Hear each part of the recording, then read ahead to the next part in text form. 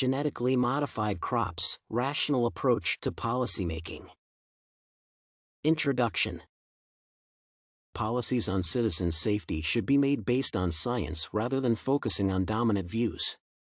Climate change is a divisive topic that elicits varied reactions from experts on how to approach it. Proposals have been made to encourage the use of genetically modified seeds, which prove to survive in harsh conditions. Based on research, modified seeds guarantee food security and are safe for human consumption. However, the proponents of indigenous plants are against genetic crops based on pesticide content, which is harmful to human beings. The debate draws views on whether rationality should be used in policy adoption. Advantages and limitations of using rational approach in policymaking.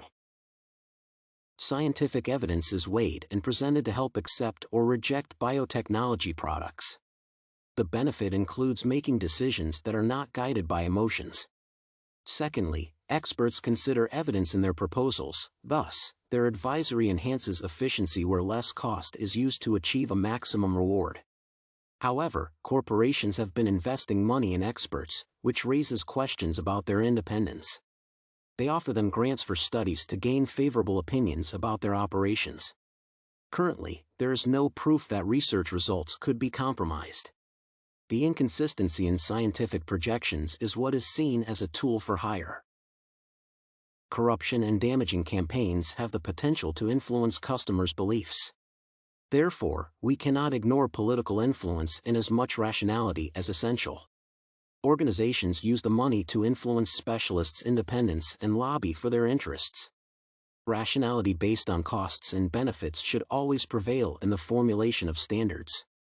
Moreover, political actors can appeal to citizens and convince them to embrace their policies without question. Nonprofit organizations' approach.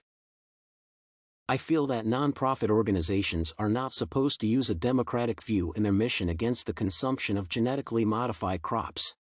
My opinion is that consumers are not conversant with the level of damage in the generic plants. Politics on crops further ignore their benefits and climate changes which causes food shortage. They can invest in a scientific approach by publishing the hazards of the crops. It is necessary to be impartial and articulate both advantages and disadvantages. Finally, persuading consumers must not emphasize emotional appeal but logic. Why is Chris inconsistent?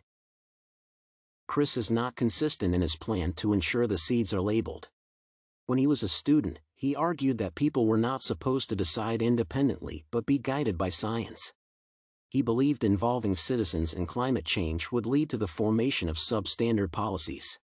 Alessandro once accused Chris of being used as a tool to propagate undemocratic plans. They fought each other on social media platforms because of their contrary positions. Essentially, Chris has shifted his position to the scientific position because of the lucrative position he holds at the nonprofit organization. Personal stand on the place of science and democracy. My personal view is that the role of science and democracy exists exclusively. Scientific studies are essential for corporations to enlist expert endorsement. The research provides evidence on the safety and hazards of implementing certain policies. It is vital because it helps alleviate impending threats that can arise if certain decisions are not made. For instance, the proponents of genetically modified crops argue it is important in addressing food security. In a democracy, I suggest it is important to empower the citizens in the judgment process. Its supporters say consumers are rational beings and should be involved in debates about climatic changes. However, feelings can impair judgment, thus, the democratic model does not lead to excellent conclusions. Science must guide rationality because it separates values from facts. Conclusion. It is clear that a rational approach is a vital tool for decision-making. However, researchers should declare all their interests to ensure independence. The rational model is important because it contributes to quality decision-making. Money in politics can change the impartiality of experts who wield influence on consumer behavior.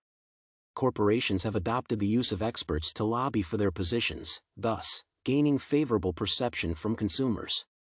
For instance, companies selling genetically modified seeds enlist researchers who prove the crops are fit for human consumption.